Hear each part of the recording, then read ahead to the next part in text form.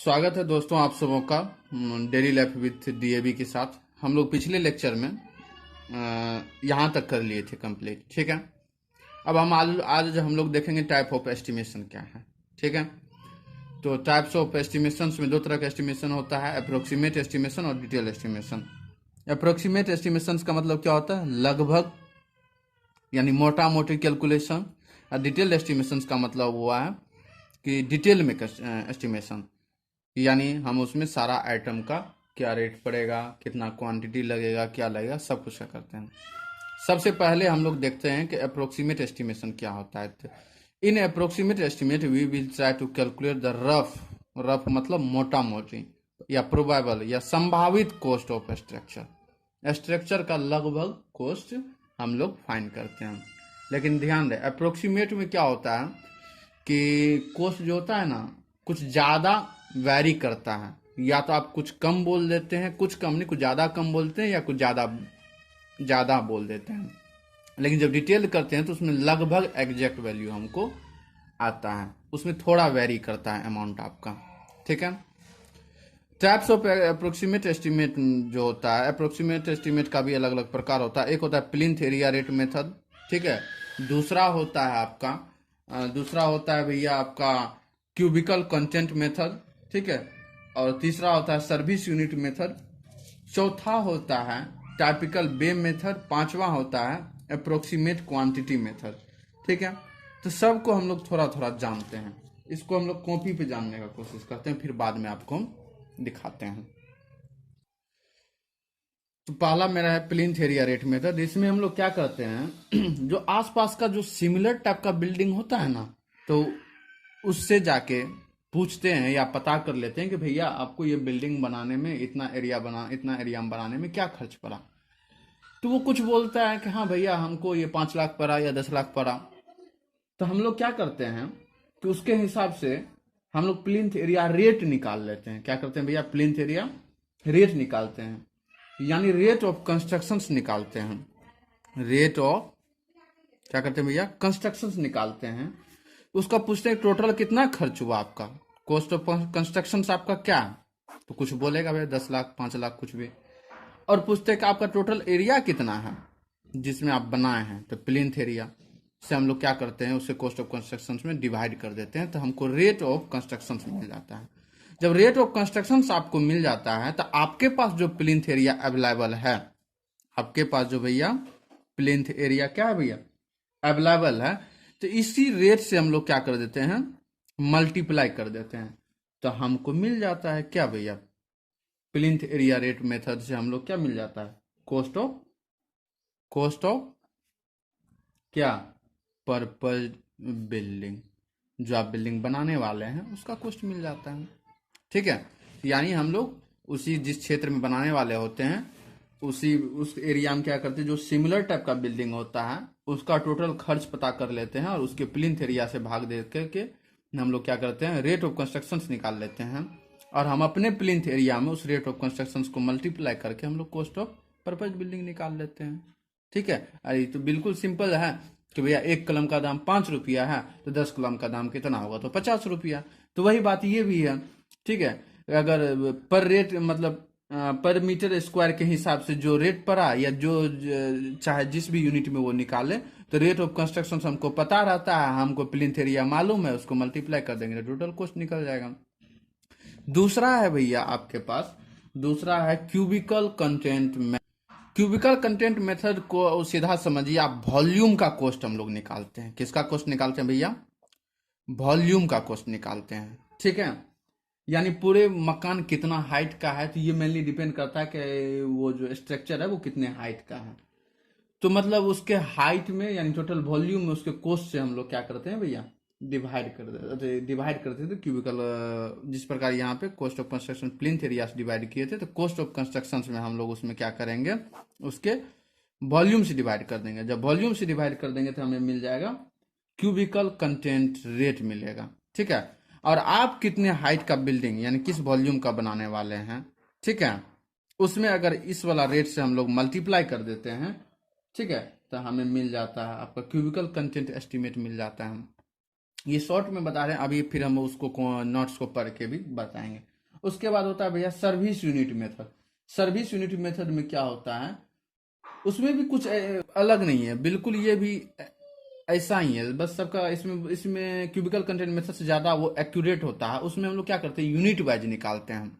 तीसरा क्या है भैया, आप सर्विस यूनिट मेथड को एक एग्जांपल से समझ सकते हैं। जैसे मान लीजिए कि कोई हॉस्पिटल तैयार होता है, तो हॉस्पिटल किसके हिसाब से तैयार होता है, बेड के हिसाब से। हाँ भैया 50 बेड का हॉस्पिटल बन रहा है, 100 बेड का हॉस्पिटल बन रहा है, उसमें 100 बेड का, तो एक बेड को हम लोग यूनिट मान लेते हैं कि एक बेड का जो रूम या केबिन बनाने में जो हमें खर्चा आया वो हम लोग पता कर लेते हैं, और आगे आने वाला जो बिल्डिंग हम बना रहे हैं वो कितने बेड का बनाने वाले हैं, तो जो पहले खर्चा आया था उसको मल्टीप्लाई कर दिए। यानी एक यूनिट का हम लोग खर्चा पता करते हैं, और पर्पज यूनिट में हम लोग उस एक यूनिट के खर्चा को मल्टीप्लाई करके हम लोग सर्विस यूनिट मेथड की मदद से क्या कर लेते हैं भैया, एस्टिमेट कर लेते हैं।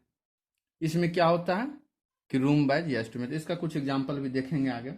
फिर एक होता है क्यूबिकल, वो तो देख लीजिए क्यूबिकल कंटेंट मेथड। उसके बाद होता है typical bay method. Service unit method की ही तरह होता है टाइपिकल बे मेथड। मेनली हम लोग ये सब इंडस्ट्री लाइन में इस्तेमाल करते हैं, फैक्ट्री वैक्ट्री में बनाने करने, जैसे यानी बे। उसका पांचवा होता है अप्रोक्सीमेट क्वांटिटी मेथड। इसमें हम लोग अप्रोक्सीमेट क्वांटिटी मेथड में क्या करते हैं, आप लोग को ये बोल ही देते हैं कि ये पांचवा नंबर का अप्रोक्सीमेट क्वांटिटी मेथड। उसमें हम मेनली क्या करते हैं भैया कि वॉल को अकॉर्डिंग, वॉल कितना लेंथ में रन कर रहा है, ठीक है, और 1 मीटर रन करने में कितना खर्च आता है, अगर मैं इतना मीटर वॉल को रन करवा रहा हूं तो कितना खर्च आएगा, ठीक है। तो सोचिए ये क्या अप्रोक्सीमेट क्वांटिटी, यानी क्वांटिटी की मदद से अगर हम लोग एस्टिमेट करेंगे तो अप्रोक्सीमेट क्वांटिटी मेथड हो जाएगा। हम लोग थोड़ा देख लेते हैं किसमें, नोट्स में कहाँ क्या है। प्लिंथ एरिया रेट मेथड क्या कहता है, मैं अब सिर्फ पढ़ देता हूं, आप लोग खुद समझ जाएंगे। In a particular locality the cost of expenditure is already constructed. जो पार्टिकुलर लोकेलिटी यानी आसपास का जो एरिया होता है उसमें पहले ही ऑलरेडी कुछ बिल्डिंग बने होते हैं जिसका खर्चा हमको मालूम रहना चाहिए। And it is divided by the plinth area of the same building to get the plinth area rate. और उसी जो मतलब किसी बिल्डिंग को बनाने में जो खर्च आया उसके प्लिंथ एरिया से, उसके खर्च में अगर डिवाइड कर देंगे तो हमें प्लिंथ एरिया रेट मिल जाएगा। Then multiplied this plinth area rate. इस प्लिंथ एरिया रेट को हम लोग क्या करते हैं, मल्टीप्लाई कर देते हैं विद द पर्पज बिल्डिंग, यानी जो बिल्डिंग हम बनाने वाले हैं उसके प्लिंथ एरिया से, टू गेट एक्सपेंडिचर। हमें क्या मिल जाता है भैया, खर्च पता चल जाता है कि कितना खर्च आने वाला है, ठीक है। यानी the rate of unit plinth area is determined. ये कैसे पता चलता है, तो कहते हैं the rate of unit plinth area is determined from the cost of similar building having similar specification, height, construction and locality. Rate of construction on plinth area basis. Rate of construction on plinth area, सबसे पहली बात तो कि हमको उस area का rate निकालना होगा, तो वो जो कॉस्ट ऑफ कंस्ट्रक्शन था उसके प्लिंथ एरिया से डिवाइड कर दिए। यानी कोई बिल्डिंग का हम रेट पता करना चाहते हैं कि इसका कैसा खर्चा हुआ, तो उसका जो होता है कॉस्ट ऑफ कंस्ट्रक्शन जो होगा उस बिल्डिंग को बनाने में जो खर्च आया होगा उसके प्लिंथ एरिया से उसमें डिवाइड कर देंगे तो हमें क्या पता चलेगा, रेट ऑफ कंस्ट्रक्शन पता चल जाएगा। अगर रेट ऑफ कंस्ट्रक्शन से एक बार पता चल गया तो हम अपने प्लिंथ एरिया में अगर उसको मल्टीप्लाई कर देंगे तो लगभग खर्चा हमको कॉस्ट ऑफ पर्पज बिल्डिंग, यानी जो हम बिल्डिंग बनाने वाले हैं उसका खर्चा निकल जाएगा। एक क्वेश्चन से देख लीजिए, approximate cost of a building having plinth area of 100 square metre. कहता है approximate cost of building, building का लगभग खर्च क्या होगा जिसका प्लिंथ एरिया क्या है, 100 स्क्वायर मीटर है, at the rate 900 rupees per square metre. यानी यहाँ पर आपको प्लिंथ एरिया रेट दिया हुआ है, अगर 900 रुपया पर स्क्वायर मीटर खर्च होता है किसी भी बिल्डिंग को बनाने में, तो 100 स्क्वायर मीटर का अगर हम बिल्डिंग बनाते हैं तो क्या खर्च होगा, बस पर मीटर स्क्वायर इतना लगता है, तो 100 को इतना लगेगा भैया, गुना कर देंगे तो हमें कुछ निकल जाएगा। क्यूबिकल कंटेंट मेथड क्या है, तो कहते हैं it is an approximate estimate, ये लगभग खर्च है। It is prepared on the basis of cubicle content of the building, यानी क्यूबिकल कंटेंट के आधार पे हम लोग निकालते हैं। The cube rate is determined from the cost of similar building. Cube rate हम लोग सबसे पहले निकालेंगे कैसे? तो from the cost of similar building, from the cost of similar, जो लगभग सिमिलर बिल्डिंग हुआ, एक जैसा बिल्डिंग हुआ, उसकी मदद से आसपास में होगा ना भैया कोई building having similar specification and construction in the locality, आसपास में जो बना होगा। This is calculated by finding, ये हम लोग निकालते हैं कैसे? By the finding cubical content, by finding cubical content of the building, length breadth into height, यानी उसका वॉल्यूम निकालते हैं और उसको क्या करते हैं? Multiplying it by cube rate, और जो क्यूब रेट हमको पता चलता है उससे मल्टीप्लाई कर देते हैं। It is more accurate as compare to plinth area estimate, ये जो है ज्यादा एक्यूरेट है compare to plinth area rate estimate. किसके कंपेरिजन में भैया? प्लिंथ एरिया रेट के कंपेरिजन। फिर उसके बाद देखिए क्या, the cubical content of building must not include foundation plinth prepare about, लेकिन याद रहे इस मेथड में क्या होता है, हम लोग फाउंडेशन का खर्च, प्लिंथ का खर्च, ठीक है, पारापेट जो छत के ऊपर प्रोवाइड करते हैं उसका खर्च नहीं इंक्लूड करते हैं। हम तो पहले से जानते हैं ना भैया कि ये लगभग खर्च है। जब हर मटेरियल का आपको फाउंडेशन प्लिंथ हर चीज़ का कितना खर्च आने वाला है, ये सब कुछ पता करना है, तो उसके लिए तो डिटेल एस्टिमेट करना पड़ेगा, ठीक है। अरे नहीं अचानक कोई मिस्त्री मिलता है, कहता है अरे भाई इतना इतना का बिल्डिंग बनाएंगे, लगभग क्या खर्च आएगा बताइए ना, तो वही करता है अप्रोक्सीमेट एस्टिमेट। लेकिन जब हम इंजीनियर जो करते हैं, ठीक है, तो वो हम लोग हमेशा डिटेल्ड करते हैं। Cubical content estimate, length into breadth into height, आपका जो बिल्डिंग का जो है वॉल्यूम उसको क्यूबिकल कंटेंट से मल्टीप्लाई कर मिल जाएगा। यहाँ पे आपका क्वेश्चन है देख लीजिए, बस वॉल्यूम इतना है, खर्च इतना आ रहा है, तो कितना आएगा, इसको इससे मल्टीप्लाई कर जितना खर्च आएगा आपका। सर्विस यूनिट मेथड किसे कहते हैं? Buildings are constructed to serve specific purpose, यानी खास पर्पस से, यानी स्पेसिफिक कामों के लिए अगर कोई बिल्डिंग बनाया जाता है, जैसे हॉस्पिटल डिजाइन किया जाता है किसके अकोमोडेट, मतलब किसके अनुकूल? सर्टेन नंबर ऑफ बेड्स, मतलब नंबर ऑफ बेड के अकॉर्डिंग किया जाता है कि भैया यहाँ कितना बेड का हॉस्पिटल बनाना है।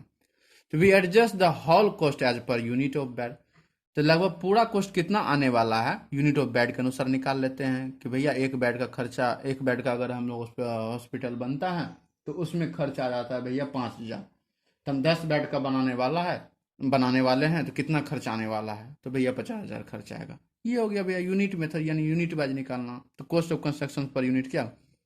टोटल कंस्ट्रक्शन कॉस्ट में डिवाइड कीजिए total number of service unit से, मतलब टोटल कंस्ट्रक्शन कॉस्ट, यानी कोई पर्पज बिल्डिंग होगा ना भैया आसपास में, जो कोई पहले हॉस्पिटल बना होगा, तो उसका हम लोग खर्चा पता कर लेते हैं, और वो कितने बेड का था तो उससे अगर उसके खर्च में डिवाइड कर देते तो पता चल जाता है कि भैया कंस्ट्रक्शन पर यूनिट इतना आने वाला है। और आप बनाने कितने वाले हैं, जितने बनाने वाले हैं उसको इससे मल्टीप्लाई कर दीजिए। जैसे such estimates are very approximate and varies according to shape and size, लेकिन ध्यान रहे ये शेप और साइज के अनुसार या टाइप्स ऑफ कंस्ट्रक्शन के अनुसार या लोकेलिटी के अनुसार ये सब वेरी करते रहता है अप्रोक्सीमेट एस्टिमेट जो होता है। अगर इसी का ले लें, अगर मान लीजिए कोई बेड जो हॉस्पिटल बन रहा है कि छोटा बेडरूम का बन रहा है, सॉरी छोटा बेड वाला रूम बन रहा है, ठीक है, कोई हॉस्पिटल ऐसा है जो बड़े साइज का बन रहा है, यानी एक एक बेड जो है वो ज़्यादा बड़ा बड़ा है, ठीक है ना, तो शेप और साइज के आधार पे डिपेंड।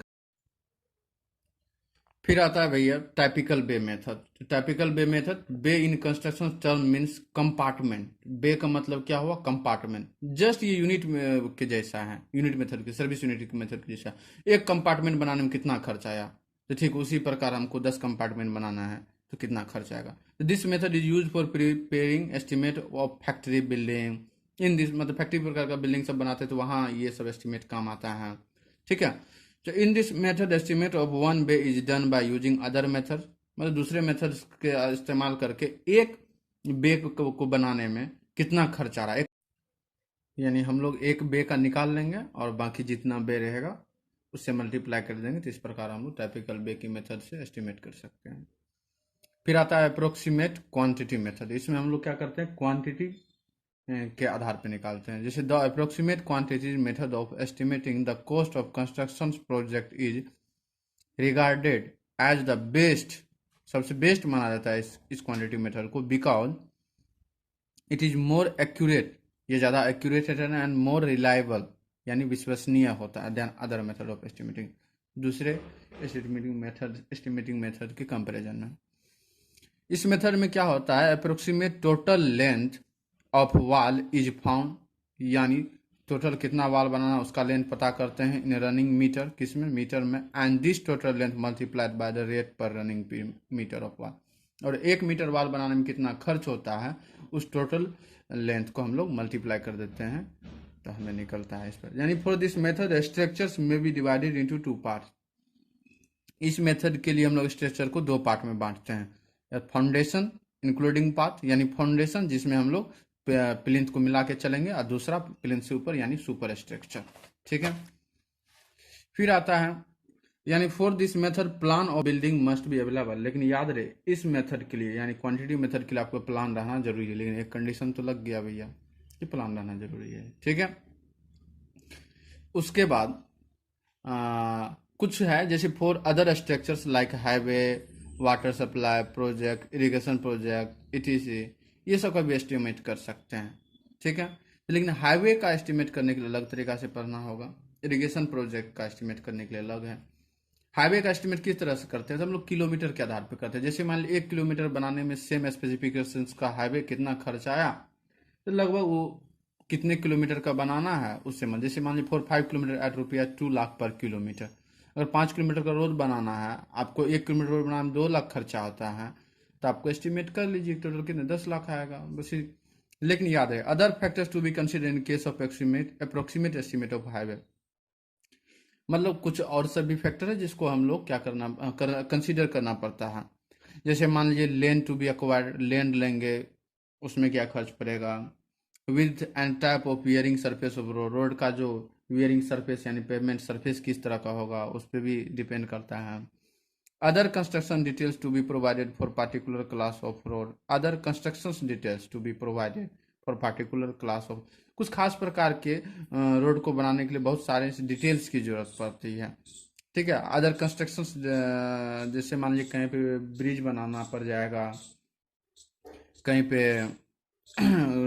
रिवर का क्रॉसिंग हो रहा है, कैनाल का क्रॉसिंग हो रहा है, कहीं पे रेलवे क्रॉसिंग हो रहा है, तो हो सकता है एक्स्ट्रा वर्क करना पड़ जाए। Information about road work already constructed and cost per kilometre, information about road work already constructed यानी जो पहले कंस्ट्रक्ट हो चुका है रोड उसके बारे में हमें पता रहना चाहिए, एंड कॉस्ट पर किलोमीटर, और इस प्रकार का स्पेसिफिकेशंस वाला यानी इस टाइप का जो रोड या हाईवे बना है उसका क्या खर्च पड़ा है वो हमें पता रहना चाहिए। यानी ये सब चीज़ हमें पता रहना चाहिए हाईवे का एस्टिमेट करने के दौरान, और अर्थवर्क कितना करना पड़ेगा यानी कटिंग कितना करना पड़ेगा, फिलिंग कितना करना पड़ेगा। ठीक है, और उसके बाद इरिगेशन प्रोजेक्ट का भी हम लोग एस्टिमेट कर सकते हैं। इसके लिए हमें कैचमेंट एरिया पता रहना चाहिए, ठीक है, रेनफॉल कितना है और कितना रन ऑफ होता है, क्या होता है, यानी उस पार्टिकुलर एरिया का।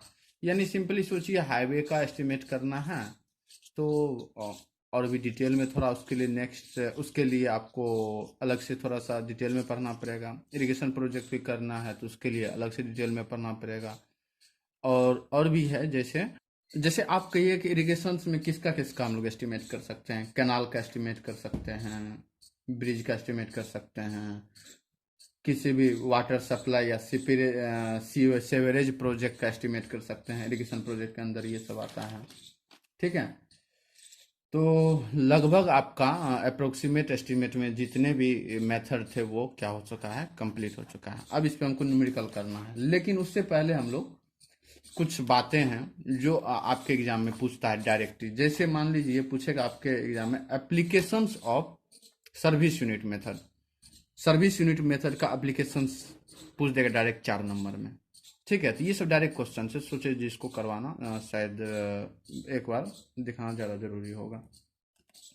कहता है estimates for hospital is prepaid on the basis of पर बेड, हम लोग हॉस्पिटल का जो एस्टिमेट करते हैं वो पर बेड के हिसाब से करते हैं, तो ये सर्विस यूनिट मेथड के हिसाब से ही होता है अप्रोक्सीमेट कंडीशंस में। Estimate for cinema theatre is prepaid on the basis of purchase, cinema theatre का करना हो वो भी किसके आधार पर, सर्विस यूनिट मेथड के आधार पर करते हैं। ठीक है, किसी स्कूल का करना हो तो उसको हम लोग पर स्टूडेंट या नहीं तो पर क्लासरूम के हिसाब से करते हैं, या किसी स्टेडियम का करना हो तो हम लोग पर सीट के हिसाब से एस्टिमेट करते हैं, ठीक है, या एस्टिमेट किसी हॉस्टल का करना हो तो हम लोग फिर पर रूम यानी तो कभी कभी पर बेड के हिसाब से भी करते हैं। तो इस तरह से हम लोग कर सकते हैं unit method, service of unit method का इस्तेमाल हो सकता है, एप्लीकेशन हो सकता है। फिर आया मेंटेनेंस एंड रिपेयर, ठीक है। तो this is detail estimate, maintenance और रिपेयर जो एक प्रकार का डिटेल एस्टिमेट है, ठीक है। And it is prepare to maintain the structure, it is prepare to maintain the structure और work in proper order in safe condition. ये तैयार करते हैं किस चीज के लिए, to maintain the structure, structure को मेंटेन करने के लिए, कोई भी स्ट्रक्चर प्रॉपर वे में वर्क करे या सेफ कंडीशन में रहे। जैसे मान लीजिए फॉर बिल्डिंग बोले, this includes white washing, building के लिए अगर मेंटेनेंस या रिपेयर को एस्टिमेट करो, इसमें क्या क्या हमको करना होता है, mainly white washing, colour washing, painting या माइनर रिपेयर, छोटे मोटे रिपेयर करना हो। अगर रोड वर्क के लिए अगर मेंटेनेंस या रिपेयर एस्टिमेट करना हो तो इसमें क्या क्या होगा, पैच वर्क हो सकता है। जैसे मान लीजिए दिस इंक्लूड्स पैच वर्क, जैसे मान लीजिए रफ उखड़ पुखड़ गया कहीं पे, तो वहाँ पे जैसे मान लीजिए कहीं उखड़ पे चिपी उपी लगाते हैं, दूसरी तरह मसाला देके उसको प्लेन करना। अलकतरा का होगा तो वहाँ पे अलकतरा देके उसको उस तरह से करना है, ठीक है। या रिन्यूएबल्स, मतलब कहीं ज़्यादा गड़बड़ हो गया तो उसको रिन्यूएबल्स करना हो। रिपेयर ऑफ ब्रिज, ब्रिज है तो उसका रिपेयर करना हो, कलवर्ट का रिपेयर करना हो, तो ये रोड वर्क के कंडीशंस में करते हैं हम।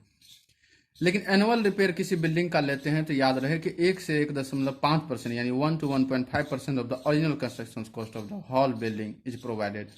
यानी हॉल बिल्डिंग यानी पूरे बिल्डिंग का जो ओरिजिनल कॉस्ट था उसका 1 से 1.5% लेते हैं अगर आपको एनुअल रिपेयर करना हो, वार्षिक रिपेयर का जिम्मा लेना हो तो किसी भी बिल्डिंग का, ठीक है। इस प्रकार आपका जो है अप्रोक्सीमेट एस्टिमेट खत्म हुआ और हम लोग आज यहीं तक।